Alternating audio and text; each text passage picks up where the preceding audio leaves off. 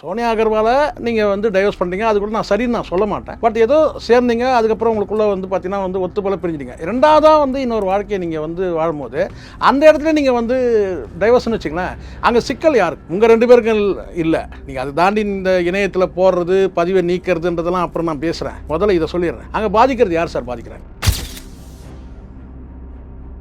ஏற்கனவே வந்து ஒரு டைவர்ஸ் நடந்த பிறகு தான் வந்து உங்களை கல்யாணம் பண்ணிக்கிறாங்க. இங்கே வந்து யார்கிட்ட சிக்கல் இருக்குது? ஒருவேளை செல்வராகவன் கிட்ட சிக்கல் இருக்கா, அல்லது அவங்க குடும்பத்தை சார்ந்தவங்க கிட்ட சிக்கல் இருக்கா? இங்கே கல்யாணம் பண்ணிக்கிறது பெரிய விஷயம் இல்லை சார். கல்யாணம் பண்ணிக்கிறது ரொம்ப ஈஸி தான். ஒரே நல்ல முடிவு பண்ணி வந்து பொண்ணு யார் பையன் யார் பார்த்து கல்யாணம் பண்ணலாம். ஆனால் வாழ்க்கைன்றது வந்து பார்த்தீங்கன்னா ஒரு நீண்ட நெடிய பயணம். அது வந்து நிறைய சகிப்புத்தன்மை தேவை. பிறப்பதும் இறப்பதும் ஒரு முறைனா அந்த வாழ்க்கை கூட ஒரு முறை தான். நீங்கள் எல்லாத்தையும் கடந்து போயிட்டு இப்போ நான் கேட்குற 2 கல்யாணம் போயிடுச்சு. இப்போ 3ஆவது செல்வராகவன், அடுத்தது யாரை கல்யாணம் பண்ணிப்பாரு? டைவர்ஸ் ஆனால் நான் கேட்குறேன், அப்போ இந்த பிள்ளைகளோட வாழ்க்கை என்ன ஆகுறது? பிரிவு என்பது வேறு, விலகல் என்பது வேறு. கொஞ்ச நாள் விலகி இருங்க, அதுக்கப்புறம் காயமாயிடுச்சா அந்த காயம் வந்து சரியாயிடும். பிள்ளைகளை பாருங்கடா. அப்புறம் ரொம்ப கோவம் வந்து கத்திடுவோம் நான். பிள்ளைங்களை பாருங்கடா, அழகாக இந்த மாதிரி பிள்ளைகள்லாம் அவங்க வந்து பிள்ளை இல்லாமல் வந்து பார்த்தீங்கன்னா கோயிலாக குளமாக சுற்றிட்டு கிடக்கிறானுங்க. வந்து பார்த்தீங்கன்னா உண்மையாக சார், வாரிசுன்னு உங்களுக்கு சாதாரண விஷயமாங்க. பிள்ளைகளை பிறந்துச்சுன்னா அந்த பிள்ளைகளை எப்படி படிக்க வைக்கிறது, எப்படி முன்னேற்றுறது, அதை பார்ப்பீங்களா? இது வந்து கோர்ட்டில் போய் நிற்கிறீங்க, வெக்கமா இல்லை உங்களுக்கு? அசிங்கமாக இல்லை? அப்புறம் வேற ஒன்று சொல்கிறீங்க, நாங்கள் 2 பேரும் ஃப்ரெண்டாக தான் நாங்கள் இருக்கிறோம், இப்போ கூட எங்களுக்குள்ள நல்ல புரிதலோடு நாங்கள் நல்ல நண்பர்களாக இருக்கிறோம். எதுக்கு இது இந்த கேவலமான பொழப்பு? பிள்ளைகளை வந்து பார்த்தீங்கன்னா வந்து அடுத்த ரோலுக்கு போயிடணும் சார். கல்யாணம் ஆயிடுச்சு இல்லை, கல்யாணம் பண்ணிட்டேன், 2 பிள்ளை பற்றிட்டு அடுத்தது என்ன செய்யணும்? அடுத்தது வந்து பார்த்தீங்கன்னா பொருளாதாரத்தில் வந்து பிள்ளைகளுக்கு வந்து பார்த்தீங்கன்னா என்ன சப்போர்ட் பண்ண முடியும்? அடுத்தது வந்து பார்த்தீங்கன்னா அந்த பொருளாதாரத்தில் வந்து பிள்ளைகள் நிற்கிறதுக்கு எதிர்காலத்தில் என்ன சேஃப்டி பண்ண முடியும்? அதை நோக்கி பயணிக்கணும். அதை தானே செய்யணும். அடுத்து உங்களே நினச்சிட்டு இருப்பீங்களா நீங்கள்? இது பிள்ளைங்க அந்த பிள்ளைகளுக்கு வந்து படிக்க வைக்கிறது எப்படி, என்னவோ ஆக்குறது, அதை பற்றி யோசிப்பீங்களா? பிள்ளைகளை பெற்று போட்டுட்டு நீங்கள் என்ன கேட்டால் ஆளாளுக்கு வந்து ஒரு கேஸை பிடிச்சி சினிமாவில் சுற்றி நிற்கிறானுங்க. நானும் பார்க்குறேன். பல கஷ்டங்கள் வந்து வரும் வாழ்க்கையில், அதையெல்லாம் கடந்து தான் போகணும். பல பெண்கள் குறுக்கிடுவாங்க, அதையும் நம்ம கடந்து தான் போகணும். பார்க்குற பொண்ணுக்கு பின்னாடிலாம் போய் கல்யாணம் பண்ணி குடும்பம் நடத்த முடியாது சார்.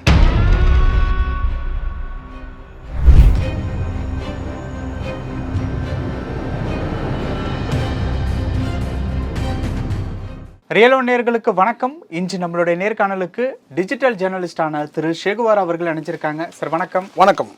எப்படி இருக்கீங்க? நலமா இருக்கேன். செல்வராகவனுக்கு விவாகரத்தா அப்படிங்கிற ஒரு கேள்வி கோலிவுட் வட்டாரங்களில் சுற்றிட்டு இருக்கு. என்ன பண்ணிட்டார் அவரு? 2வது மனைவியையும் விவாகரத்தா அப்படிங்கிற மாதிரி. இப்போ இதுல என்ன ஒரு கேள்வி அப்படின்னா, 2வதும் அப்படின்னு சொல்லி அப்படியே சிரிக்கிறீங்க லைட்டா? இல்ல, அது காரணம் கீதாஞ்சலி செல்வராகவனோட இருக்கக்கூடிய புகைப்படங்களை அவங்களோட இன்ஸ்டா பக்கத்துல வந்து டெலீட் பண்ணியிருக்காங்க. பேர் என்னவோ கீதாஞ்சலி செல்வராகவன், கீழே கீதாஞ்சலி ராமன் அப்படிங்கிற ஒரு நேம்ஸ்ல தான் இருக்காங்க. ஆனா அவங்களுடைய புகைப்படங்களை டெலீட் செய்யப்பட்டிருக்குது அப்படிங்கிற மாதிரியான விஷயம் விவாகரத்தா அப்படிங்கிற ஒரு கேள்வியை எழுப்புது. இந்த கேள்வியை எழுப்பதற்கு உண்டான ஒரு காரணம் என்னன்னா, அக்டோபர் மாதம் அவருக்கு ஆரியன்னு ஒரு படம் வந்தது. அந்த திரைப்படத்தினுடைய ப்ரமோஷன் இன்டர்வியூவில் பிரபல டிஜிட்டல் சேனல் தான் அது, அதில் வந்து வரும் இன்னும் ஒரு 6 மாதம் கழிச்சு நீங்கள் பார்ப்பீங்க அப்படிங்கிற மாதிரி சூசகமாக ஒன்று சொல்லியிருப்பாங்க. அந்த வீடியோவும் இப்போ வைரலில் போயிட்டு இருக்கு. என்ன கதை? நாமளா அப்படியே லிங்க் பண்ணிக்கிறோம்னு நினைக்கிறேன். அப்போ டெலீட் செய்யப்பட்டதற்கு உண்டான காரணம் இல்லை, முதல் சிக்கல் நான் சொல்லிடுறேன். சோனியா அகர்வால் வந்து இவர் வந்து டைவர்ஸ் பண்ணும்போது முதல் மனைவி, அப்போ வந்து அவங்க ஒரு வார்த்தை சொல்லியிருந்தாங்க, எங்களுக்குள்ள நல்ல புரிதல் இருக்குது, நாங்கள் அதனால் வந்து நாங்கள் வந்து திருமணம் பண்ணிக்கிட்டோம், ஆனால் அதுக்கு பிறகு வந்து எனக்கும் அவருக்கும் ஒத்து போகலை அப்படின்னு சொல்லி, அதனால் நாங்கள் வந்து பிரியணும், புரிதலோடு நாங்கள் பிரியணும்னு முடிவு பண்ணிட்டோம். நல்ல வேளை அந்த டைமில் வந்து சோஷியல் மீடியாலாம் இல்லை அப்படி ஒரு வார்த்தை சொன்னாங்க. ஸோ இங்கே வந்து என்னென்னா, சோஷியல் மீடியான்றது ஒரு விதமான ஒரு அழுத்தத்தை வந்து என் பார்வையில் வந்து கேட்டால் சொல்லலாம். என்னென்னு கேட்டால், அண்டர்ஸ்டாண்டிங் இருக்கும்போது நாங்கள் பண்ணிக்கிட்டோம், அண்டர்ஸ்டாண்டிங் இல்லை அதனால் நாங்கள் விலகிட்டோம்னு சொல்கிறதுலாம் இது ஒரு தொழிலுக்கு வேணால் சரியாக இருக்கலாம். பட் குடும்ப வாழ்க்கைக்கு வந்து அப்படி சொல்ல முடியாது. சில நேரங்களில் வந்து நம்ம வந்து கொஞ்சம் காலம் வந்து விலகி ஒன்றா கூட இருக்கலாம், பிரிஞ்சிடக்கூடாது. விலகி இருந்துட்டு அதுக்கப்புறம் அந்த அழுத்தம் வந்து காலப்போக்கில் வந்து அது மாறக்கூடிய வாய்ப்பு இருக்குது. சில உறவுகள் வந்து கூடுதலாக இருக்கக்கூடிய உறவுகள், நான் சொல்கிற பிள்ளைகள் மூலமாக கூட அந்த அழுத்தங்கள் வந்து காலப்போக்கில் அது மறைஞ்சு போகலாம். அதுக்கான ஒரு அவகாசம் வந்து கொடுக்கணும். ஆனால் அதுக்குள்ளே ஒரு அவசரப்பட்டு வந்து இந்த விவாகரத்துன்றதை நான் வந்து ஒரு தப்பான விஷயமாக தான் நான் பார்க்குறேன். நீங்கள் சொல்லலாம், என்னென்னு கேட்டால் வந்து அவங்கவுங்க வந்து ஒரு ப்ரைவசி இருக்குது அப்படிலாம் சொல்லலாம். இங்கே யாருமே வந்து பார்த்தீங்கன்னா இன்னொருத்தருடைய தியாகம் செய்யக்கூடியது தான் அந்த வாழ்க்கையை. தனக்கான வாழ்க்கையை வாழணும் தான். நான் யாரும் வந்து அதுக்காக வந்து பிடிக்காத ஒருத்தரோட வந்து பார்த்தோன்னா நீங்கள் வந்து வாழுங்கன்னு நான் கட்டாயமாக வாழுங்கன்னு நான் சொல்லலை. ஆனால் அதே சமயத்தில் உங்களுக்கு வாழ பிடிக்கலைனாலும் கூட நீங்கள் கொஞ்ச நாள் விலகி இருங்க. அந்த காயம் ஆறின பிறகு மீண்டும் கூட வந்து இணையறதுக்கான வாய்ப்பு இருக்குது. ஆனால் ஒரு கட்டத்தில் அவசரமாக ஒரு முடிவு எடுத்து இப்போ நீங்கள் தனுஷோட லைஃபே எடுத்துங்களேன். இப்போ வந்து 2 பேருமே வந்து பார்த்தீங்கன்னா வந்து மனவேற்றுமை பிரிஞ்சுட்டாங்க. ஒரு அவசரமான முடிவாக கூட இருக்கலாம். இப்போ காகிதத்தில் இருக்குது, டிவோர்ஸ் இருக்குது. கிட்டத்தட்ட உடலால் கூட அவங்க பிரிஞ்சு இருக்கிறாங்கன்னு. ஆனால் ஒரு கட்டத்தில் அவங்க மகன் வந்து ஒரு ஒரு ப்ரோக்ராமில் 2 பேரையும் லாக் பண்ணிட்டானா இல்லையா? 2 பேரும் லாக் பண்ணிட்டான். அவனுடைய அந்த பட்டமளிப்பு விழாவில் வந்து 2 பேரையுமே வந்து மகன் வந்து அந்த மேடையில் லாக் பண்ணதை நம்ம பார்த்தோம். இப்போ நான் கேட்குறேன் வந்து 2 பேரும் காகிதத்தில் வச்சுருக்கிறாங்க, டிவோர்ஸ் வச்சுருக்கிறாங்க. இன்னொரு பக்கம் உடலாலும் பிரிஞ்சிருக்கிறாங்க. ஏதாவது அர்த்தம் இருக்கா? ஏதாவது மீனிங் இருக்கா? அங்கே இணையறதுக்கு உங்களுக்கு என்ன தடுக்குது? இங்கே அவங்கவுங்க வாழ்க்கையாக நீங்கள் வாழ்ந்துட்டு தான் இருக்கிறீங்க. அதில் என்ன உங்களுக்கு வந்து ஒரு இது இருக்குது சொல்லுங்கள். அந்த வாழ்க்கையில் நீங்கள் சாதிச்சது என்ன? இப்போ நீங்கள் பிரிஞ்சு வாழ்றதுல நீங்கள் சாதிக்கிறது என்ன? சேர்ந்து வாழ்ந்ததில் சாதிச்சிங்க. 2 பிள்ளைங்க சிங்க குட்டிங்க மாதிரி இருக்கிறானுங்க. அடுத்து சினிமா கெரியரில் வந்து அவங்களுடைய பயணத்தை ஸ்டார்ட் பண்ண போகிறானுங்க. வேறு லெவலில் அடிக்க போகிறானுங்க. தாத்தா அடிக்காத அடியெல்லாம் அடிக்க போகிறானுங்க பேரனுங்க. இவங்க சாதிச்சது என்ன? நீங்கள் சொல்லுங்கள். பெற்றோராக நீங்கள் சாதிச்சது என்ன? இப்போ செல்வராகவன் இப்போ அதுதான் நானும் சொல்கிறேன். செல்வராகவனுக்கு அதுதான் நான் சொல்கிறேன். இப்போ சோனியா அகர்வாலை நீங்கள் வந்து டைவர்ஸ் பண்ணுறீங்க, அது கூட நான் சரின்னு நான் சொல்ல மாட்டேன். பட் ஏதோ சேர்ந்தீங்க, அதுக்கப்புறம் உங்களுக்குள்ளே வந்து பார்த்தீங்கன்னா வந்து ஒத்துப்போல பிரிஞ்சிட்டீங்க. 2வதாக வந்து இன்னொரு வாழ்க்கையை நீங்கள் வந்து வாழும்போது அந்த இடத்துல நீங்கள் வந்து டைவர்ஸ்னு வச்சிங்களேன், அங்கே சிக்கல் யாருக்கு? உங்கள் 2 பேருக்கு இல்லை. நீங்கள் அதை தாண்டி இந்த இணையத்தில் போடுறது, பதிவை நீக்கிறதுன்றதெல்லாம் அப்புறம் நான் பேசுகிறேன். முதல்ல இதை சொல்லிடுறேன். அங்கே பாதிக்கிறது யார் சார் பாதிக்கிறாங்க? பிள்ளைகள் தான் பாதிக்கிறாங்க. இப்போ இனிமேல் வந்து செல்வராகவன் வந்து இன்னொரு கல்யாணம் கூட பண்ணிக்கலாம். அவருக்கு 50 வயசு என்ன வந்து பார்த்தீங்கன்னா வந்து 60 வயசு கூட அவர் கல்யாணம் பண்ணிக்கலாம். அது ஒன்றும் பெரிய விஷயமே கிடையாது. கல்யாணன்றதுலாம் இவங்களுக்குலாம் வந்து ஒரு என்டர்டைன்மெண்ட் தானே. அப்போ பசங்க அதுதான் நான் கேட்குறேன். பிள்ளைகள் வாழ்க்கை இருக்குல்ல. அப்போ இதில் என்ன பெரிய இது? இங்கே வந்து இப்போ நல்லா புரிஞ்சுங்க. இந்த பெண்ணும் கூட கீதாஞ்சலியும் கூட பார்த்தீங்கன்னா ஒரு அசிஸ்டன்ட் டைரக்டர் ப்ரொஃபஷனலாக தான் லிங்க் ஆகுறாங்க. சோனியா அகர்வாலும் ப்ரொஃபஷனலாக லிங்க் ஆகுறாங்க. இவங்களும் கீதாஞ்சலியும் ப்ரொஃபஷனலாக தான் லிங்க் ஆகுறாங்க. அசிஸ்டன்ட் டைரக்டர் அவங்க ஏற்கனவே வந்து ஒரு டைவர்ஸ் நடந்த பிறகு தான் வந்து உங்களை கல்யாணம் பண்ணிக்கிறாங்க. அப்போ எனக்கு நான் இதில் வந்து ஒரு யூகமாக சொல்லணும்னா இங்கே வந்து யார்கிட்ட சிக்கல் இருக்குது? ஒருவேளை செல்வராகவன்கிட்ட சிக்கல் இருக்கா, அல்லது அவங்க குடும்பத்தை சார்ந்தவங்ககிட்ட சிக்கல் இருக்கா? இங்கே கல்யாணம் பண்ணிக்கிறது பெரிய விஷயம் இல்லை சார். கல்யாணம் பண்ணிக்கிறது ரொம்ப ஈஸி தான். ஒரே நாளில் முடிவு பண்ணி வந்து பொண்ணு யார் பையன் யார் பார்த்து கல்யாணம் பண்ணலாம்.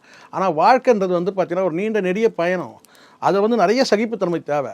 ஒரு வீட்டில் இருந்து ஒரு பெண் வந்து வாழ வந்தால் கூட அந்த பெண்ணை வாழ வைக்கிறதுக்கு சில கேரக்டர்லாம் இருக்கும். மாமனார், மாமியார், மற்ற இதை போட்டுங்க கண்ட இதெல்லாம் இருக்குது இல்லையா அந்த ஃபேமிலியில். அப்புறம் எதாவது சொல்லிவிடுவேன் நான். அதெல்லாம் வந்து என்னென்னு கேட்டிங்கன்னா அங்கே வந்து ஆளுமைப்படுத்தும் போது அந்த பெண் வந்து பார்த்திங்கன்னா முற்றிலுமாக ஒரு வீட்டிலேருந்து விலகி வரான்னு வச்சுக்கோங்க. நான் முதல்ல இது முடிக்கிறேன். ஒரு வீட்டிலேருந்து ஒரு பெண் வாழ வரான்னா நீங்கள் பெரிய குடும்பமாக இருக்கட்டும், சின்ன குடும்பமாக இருக்கட்டும், அந்த பந்துக்களை அப்படியே மொத்தமாக அறுத்துட்டு வர்றதா நீங்கள் நினைக்கக்கூடாது. அங்கேருந்து விலகி வரும்போது இங்கே வந்து நீங்கள் வந்து அந்த பெண்ணை அடாப்ட் பண்ணி அந்த பெண்ணை நடத்துறது மூலமாக வந்து மெல்ல மெல்ல அந்த பெண் வந்து பார்த்தீங்கன்னா அந்த பந்தங்கள்லேருந்து மெல்ல மெல்ல விலகி வந்து உங்களோட வந்து அட்டாச் ஆகிறதுக்கு சில காலங்கள் ஆகும். 1 வருடங்களா, 2 வருடங்களா, 3 வருடம், 4, 5 வருடங்களும் ஆகும். ஆனால் நீங்கள் அதுக்குள்ளே வந்து பார்த்திங்கன்னா நீங்கள் உள்ளே வந்து நுழைஞ்சி அங்கே வந்து புதிய கதாபாத்திரங்கள்லாம் வருது இல்லை, பிள்ளை, மகள் அப்படின்னா அவங்கெல்லாம் வளர்ந்து ஆளாகும் போது உங்களுக்கு ஒரு விஷயம் சொல்லிட்டுமா உங்களுக்கு இந்த இடத்துல சொல்கிறேம்மா.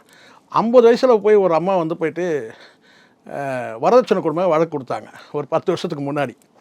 50 வருஷம் கழிச்சு கிட்டத்தட்ட பிள்ளைகள்லாம் வந்து கல்யாணம் பண்ணுற ஸ்டேஜ், கல்யாணம் கூட பண்ணிட்டாங்கன்னு நினைக்கிறேன். ஆமாம், கல்யாணம் ஒரு பிள்ளைக்கு கூட கல்யாணம் பண்ணிட்டாங்க. அப்போ போய் வரதட்சணை குடும்பம் இருக்குது. என்ன கடைசியில் வந்து பார்த்தா உண்மை அது கிடையாது. வரதட்சணை குடும்பம்லாம் பண்ணவே இல்லை. அவர் கொடுத்த மற்ற ஏதோ சில விஷயம் வேணால் டார்ச்சர் இல்லை மற்ற விஷயங்களை மறைச்சி அவர் வந்து பார்த்திங்கன்னா வந்து காரணம் அவரை இடிக்கணுன்றதுக்காக, நெருக்கடி கொடுக்கணுன்றதுக்காக ஒரு பொய்யான ஒரு புகார் கொடுத்தாங்க. கேஸ் என்னன்னு கேட்டிங்க, வரதட்சணை கொடுமை. அந்த வழக்கு கொடுத்தாங்க. சொல்கிறேன், இப்படியும் கூட வந்து சில வழக்குகள். ஆனால் இந்த இடத்துல நான் சொன்னேன், ஒரு பெண் வந்து வாழ வந்திருக்காங்கன்னா அந்த பெண்ணையும் வந்து அந்த பிள்ளையை பெற்றவர்கள் சைட்லேருந்து அவங்கள வாழ விடணும். இங்கே எக்ஸ்ட்ரா ஃபிட்டிங்ஸ் நிறைய குடும்பங்களில் இருக்கிற அந்த உறவுகள் என்ன செய்ய கேட்டால் இந்த ஃபேமிலி பாலிடிக்ஸ்னு ஒன்று இருக்குது தமிழ், தெரியுமா உங்களுக்கு? குடும்ப அரசியல் எப்படி நிர்வாக அரசியல் எப்படி இருக்குதோ, இந்த நாட்டோட நிர்வாக அரசியல் எப்படி இருக்குதோ, அந்த குடும்ப அரசியல் ஒன்று இருக்குது. இந்த குடும்ப அரசியல் வந்து பார்க்கணுன்னா நீங்கள் நிறைய சீரியல்லாம் பார்த்தீங்கன்னா நீங்கள் தெரிஞ்சுக்கலாம். சரிங்களா?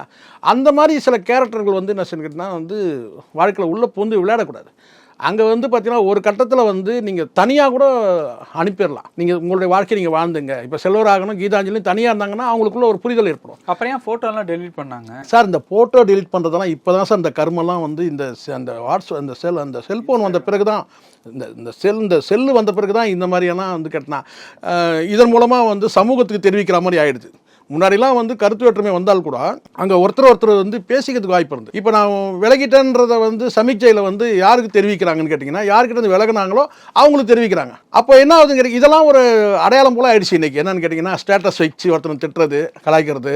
இது இப்போ நான் உங்களை திட்டணும்னு வச்சுங்களேன், இது உங்களுக்கு வந்து பார்த்தீங்கன்னா நீங்கள் தினம் வந்து என்னோடய ஸ்டேட்டஸை நீங்கள் பார்க்குறீங்கன்னா அப்போ நான் என்ன செய்யலான்னு கேட்டிங்கன்னா, உங்களுக்கு வந்து நெகட்டிவாகவும் போடலாம், பாசிட்டிவாகவும் போடலாம். அந்த மாதிரி சில விஷயங்கள் வந்து பார்த்தீங்கன்னா, முன்னாடிலாம் காதலை வந்து பரிமாறுறது கூட ரொம்ப அவஸ்தையாக இருந்துச்சு.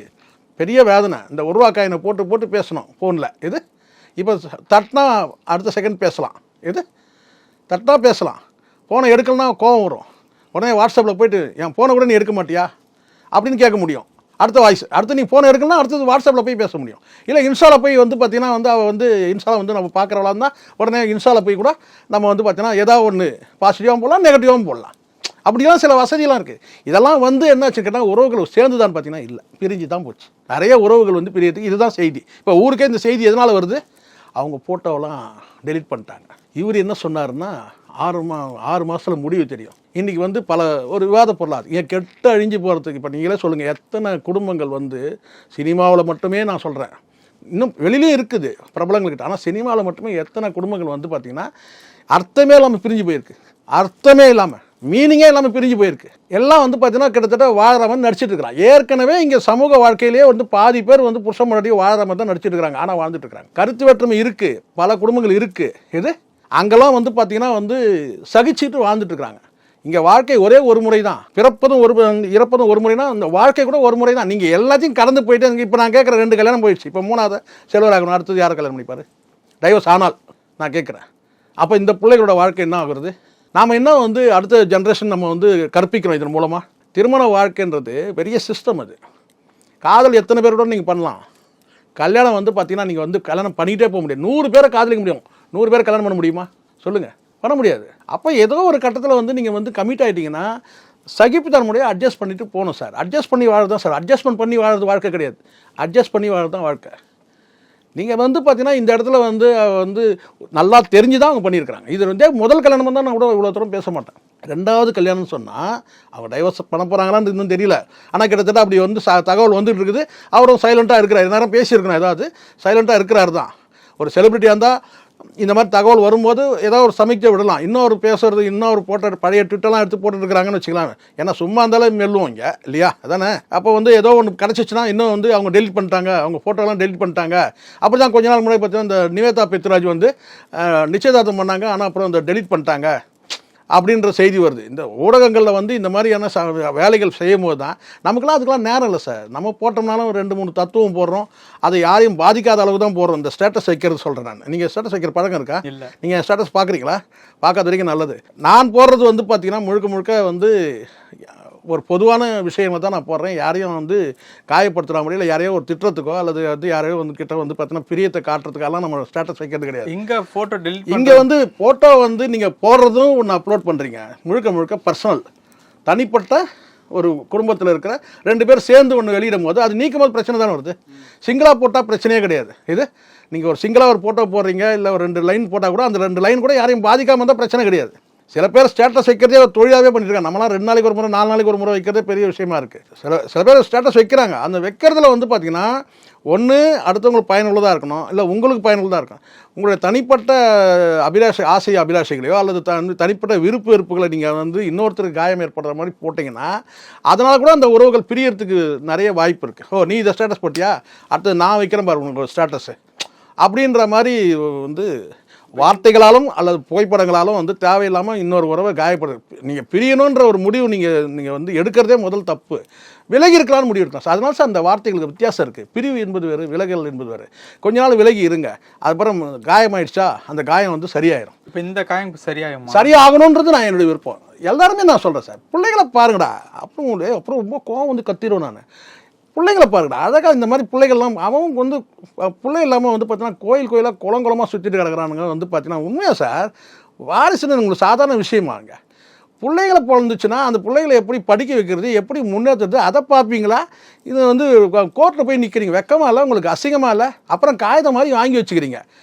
அப்புறம் நீங்கள் வந்து அப்படி பண்ணுறவங்க நீங்கள் வந்து ஒருத்தர் பார்க்கக்கூடாது, முகத்தையும் நிமிந்து கூட பார்க்கக்கூடாது. அப்புறம் வேற ஒன்று சொல்கிறீங்க, நாங்கள் 2 பேரும் ஃப்ரெண்டாக தான் நாங்கள் இருக்கிறோம், இப்போ கூட எங்களுக்குள்ள நல்ல புரிதலோடு நாங்கள் நல்ல நண்பர்களாக இருக்கிறோம். எதுக்கு இது இந்த கேவலமான பொழப்பு? பிள்ளைகளை வந்து பார்த்தீங்கன்னா வந்து அடுத்த ரோலுக்கு போயிடணும் சார். கல்யாணம் ஆயிடுச்சு இல்லை, கல்யாணம் பண்ணிட்டேன், 2 பிள்ளை பெற்றுட்டியாரா, அடுத்தது என்ன செய்யணும்? அடுத்தது வந்து பார்த்தீங்கன்னா பொருளாதாரத்தில் வந்து பிள்ளைகளுக்கு வந்து பார்த்தீங்கன்னா என்ன சப்போர்ட் பண்ண முடியும், அடுத்தது வந்து பார்த்தீங்கன்னா அந்த பொருளாதாரத்தில் வந்து பிள்ளைகள் நிற்கிறதுக்கு எதிர்காலத்துக்கு என்ன சேஃப்டி பண்ண முடியும், அதை நோக்கி பயணிக்கணும். கரெக்ட், அதை தானே செய்யணும். அடுத்து உங்களே நினச்சிட்டு இருப்பீங்களா நீங்கள்? இது உங்களே நினச்சிட்டு இருப்பீங்க. அப்போ அடுத்தது பிள்ளைங்க வச்சுன்னா அந்த பிள்ளைகளுக்கு வந்து படிக்க வைக்கிறது எப்படி, என்னவோ ஆக்குறது, அதை பற்றி யோசிப்பீங்களா? பிள்ளைகளை பெற்று போட்டுட்டு நீங்கள் என்ன கேட்டால் ஆளாளுக்கு வந்து ஒரு கேஸை பிடிச்சின்னு சினிமாவில் சுற்றி நிற்கிறானுங்க. நானும் பார்க்குறேன், ஒரு 4-5 பேர் பார்க்குறேன். இப்போ தான் ஒருத்தன் திருந்தி வந்து பார்த்தீங்கன்னா மறுபடியும் பொண்டாட்டிகிட்ட போய் சேர்ந்தான். யார் நான் சொன்னவொடனே மாதம்பட்டி ரங்கராஜ் ஞாபகம் வருதுல்ல, இதை சொன்ன உடனே அவன் ரிவர்ஸ் ஆகிட்டான், உஷாராயிட்டு. நிறைய வரும் சார். வாழ்க்கையில் வந்து இது நான் செல்வராகவன் பொறுத்த வரைக்கும் நான் இதை குறிப்பிட்டு நான் சொல்ல, பல கஷ்டங்கள் வந்து வரும் வாழ்க்கையில், அதையெல்லாம் கடந்து தான் போகணும். பல பெண்கள் குறுக்கிடுவாங்க, அதையும் நம்ம கடந்து தான் போகணும். பார்க்குற பொண்ணுக்கு பின்னாடிலாம் போய் கல்யாணம் பண்ணி குடும்பம் நடத்த முடியாது சார். பொண்டாட்டி ஒருத்தி காத்துட்டு இருக்கிறா, பிள்ளைகள் 2 இருக்குது, அதுதான் நம்ம வாழ்க்கை, அதுதான் நம்ம உலகம். 3வது நபர்கள், அது யாராக இருந்தாலும் அப்பா அம்மா அக்கா தங்கை யாராக இருந்தாலும் தூரமாக விலக்கி வைங்க, அவங்கள உள்ளே கொண்டு வராதிங்க. அப்பா அம்மாவுக்கு நான் கேட்குறேன், எல்லாருக்கும் கருத்து வேற்றுமை வந்திருக்கு சார். டைவர்ஸ் பண்ணனா எல்லாரும் பண்ணிகிட்டே இருக்கணும். கருத்து வேற்றுமை வந்து கேட்டால் நான் கேட்குறேன் வந்து குடும்பத்துக்கு உதாரணத்துக்கு நான் சொல்கிறேன். பார்த்துக்கிட்டேன்னா லதாவுக்கும் ரஜினிகாந்துக்கும் கருத்து வேற்றுமை வந்துச்சு, இப்போ இல்லை 35 வருஷத்துக்கு முன்னாடி வந்துச்சு, டைவர்ஸ் வரைக்கும் போச்சு. அவர் அரே கிருஷ்ணாங்க சார் வந்து சொத்துக்கெல்லாம் எழுதி கொடுத்துறாரு சொல்லிட்டு ஒரே பிரச்சனையாச்சு. பிள்ளைகள் இருக்கும்போது இவர் இப்படி பண்ணுறாருன்னு சொல்லிட்டு அதை சமாதானம் பண்ணி வச்சது யார் தெரியுமா? அந்த பஞ்சு கமலஹாசன் சேர்த்துங்க. ஆனால் கமலஹாசன் வந்து நிறைய டைவர்ஸ் பண்ணார், அது வேறு விஷயம். ஆனால் அந்த இடத்துல வந்து சேர்த்து வச்சதுன்னு கேட்டால் ஒய்ஜிபி ஃபேமிலி அண்டு ரஜினிகாந்த், இது பாலச்சந்தர் அண்ட் கமலஹாசன், அவங்கள அன்றைக்கி சேர்த்து வச்சு. நான் கருத்து வேற்றுமை வந்து கேட்டால் கஸ்தூரி ராஜாவுக்கும் வந்து பார்த்தீங்கன்னா துணையாருக்கும் வந்து வராது வந்திருக்குமா? இவ்வளோ காலத்தில் கருத்து வேற்றுமை வந்திருக்கும், ஆனால் அவங்க அந்த டைவர்ஸுக்காக போக முடியாது. ஏன்னா அடுத்தது பிள்ளைகள் இருக்கிறாங்க, 2 பிள்ளைகள் வந்து 3 பிள்ளைகள் இருக்கிறாங்க, அந்த பிள்ளைகள் வந்து அந்த கடமைகள் இருக்குது. இப்போ நீ என்ன நினைக்கணும்? 2 பேருமே நினைக்கிறோம், கீதாஞ்சலி அண்ட் செல்வராகவன் 2 பேரும் நினைக்கிறோம். பிள்ளைகளை பாருங்கடா, சிங்கக்குட்டி மாதிரி பிள்ளைகளை பேசிட்டு டைவர்ஸ் பண்ணி வெக்கமா இல்லை உங்களுக்கு? பல விஷயங்கள் பேசணும். நேரத்துக்கு ரொம்ப நன்றி. நன்றி சார்.